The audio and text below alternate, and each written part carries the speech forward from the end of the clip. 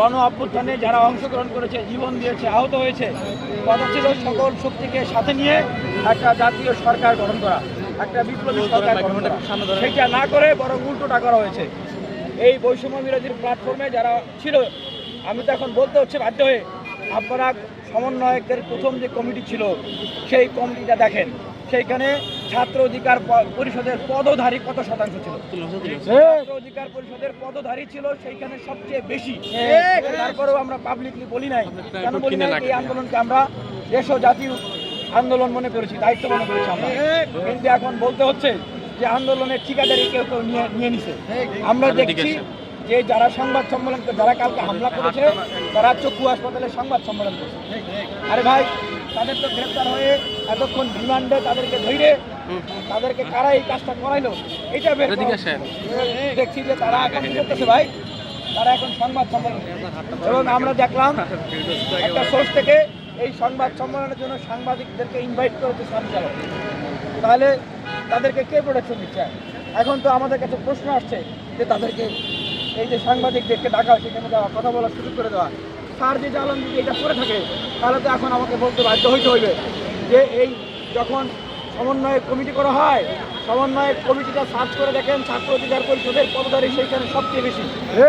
আর এই সারজিদ আলমকে সেই কমিটিতে ঢোকানো হয়েছিল ঢাকা বিশ্ববিদ্যালয়ের হলগুলো থেকে, বা ছাত্রলীগের যে সাইটটা আছে সেটা মেনটেন করার জন্য, ছাত্রলীগের সাথে রিলেশন মেনটেন করার জন্য। কারণ ছাত্রলীগ যদি হল থেকে ছাত্রদের না আসতে দেয়, না আনতে পারে, তাহলে তো আন্দোলন সফল করা সম্ভব হবে না। সেই সারজিদ আলম হচ্ছে এই সারজিদ আলম। আজকে তারা এখন বিশাল বিপ্লবী। এই কথাগুলো বলতে চাই নাই, কারণ এই কথাগুলো বললে তাহলে সংহতি নষ্ট হয়। কিন্তু এখন দেখতেছি যে এই ধরনের ভিন্ন কর্মকাণ্ড প্রকাশিত হচ্ছে এবং সরকার কোনো ধরনের ব্যবস্থা গ্রহণ করছে না। 626 জন ক্যান্টনমেন্টে যে ছিল তাদেরকে ছেড়ে দিয়েছে, পালাতে দিয়েছে। কারা দিয়েছে? ওবায়দুল কাদেরকে নিরাপত্তা দিয়ে দেশ থেকে কারা পার করে দিয়েছে। এই বিপ্লবের মুখোশ ধরে যারা এখনও এই রয়ের বাচ্চারা, রয়ের এজেন্টরা, যারা বিপ্লবের মুখোশ ধারণ করে ঘাপটি মেরে আছে, বিপ্লবী সেজে আছে, এবং এই সরকার ব্যবস্থা মেকানিজমের ভিতরে আওয়ামী লীগের সময় যারা ছিল তাদের বেশিরভাগ অংশই কিন্তু এখনও আছে। তো তাদেরকে নিয়ে মিলেমিশে আপনারা সরকার চালাইতেছেন। আর যেই 18 সালের কোটা সংস্কার আন্দোলন না হলে, যেই 18 সালে এই আমরা যদি আন্দোলন না করতাম, নেতৃত্ব না দিতাম, তাহলে এই 24-এ যদি আমরা যদি বিপদের সময় আমরা যদি ব্যাকআপ না দিতাম, আপনারা যখন ডিবির কারণে আন্দোলন প্রত্যাখ্যান করেন, ডিজিএফআইয়ের কাছে গিয়ে 9 দফারে 8 দফা বানায় ফেলেন, আমাদের বিপ্লবী ভাইরা যখন আন্ডারগ্রাউন্ড থেকে তারা যখন ঘোষণা দেয়, তখন যদি আমরা যদি রাজপথে না থাকতাম, এই আন্দোলন সফল হইতো না। এই আন্দোলন সফল হইতো না। ক্রেডিট নেওয়ার জন্য বলতেছি না, এটা বাস্তব। আজ পর্যন্ত বলি নাই, যখন আমার ভাইয়ের জীবনের উপর হুমকি আসছে, যখন আমি আমার জীবনের নিরাপত্তা নিয়ে আমি শঙ্কিত, তখন তো আমার মুখ আটকে রাখতে পারবে না। এই আমি আরো বলতেছি, কথা বলতে হবে।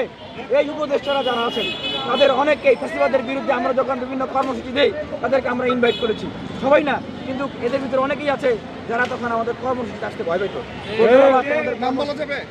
তোমরা তোমাদের কর্মসূচিতে গেলে আমাদেরকে রাজনৈতিক ফ্লেভার দিবে, আমাদেরকে রাজনৈতিক ট্যাগ দিবে, বাবা যাওয়া যাবে না। আজকে তাদের অনেকেই উপদেষ্টা হয়ে বসে আছে।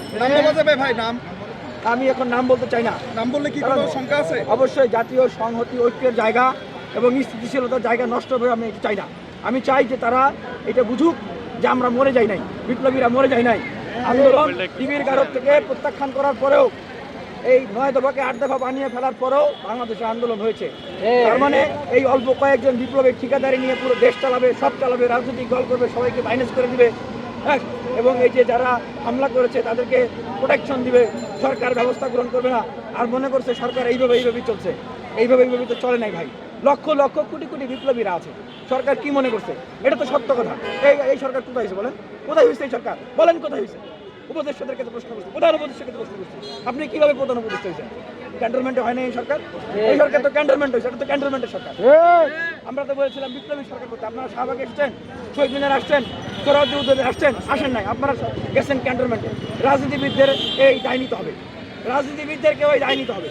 সরকার গঠন করেছে, কাদের পরামর্শ গঠন করেছে? আসিফ নজরুল স্যার কিন্তু নিজে বলেছেন, হাসনাত একটা প্রোগ্রামে, হাসনাতকে সামনে রেখে, যে এই যে যারা এখন এই যে মানে মিডিয়ার ফ্লেভার পেয়ে বিশাল বড় বড় নেতা হয়ে গেছে, তারাই কিন্তু বলছে যে স্যার অমুককে রাখেন, তমুককে রাখেন, অমুককে রাখা যায়।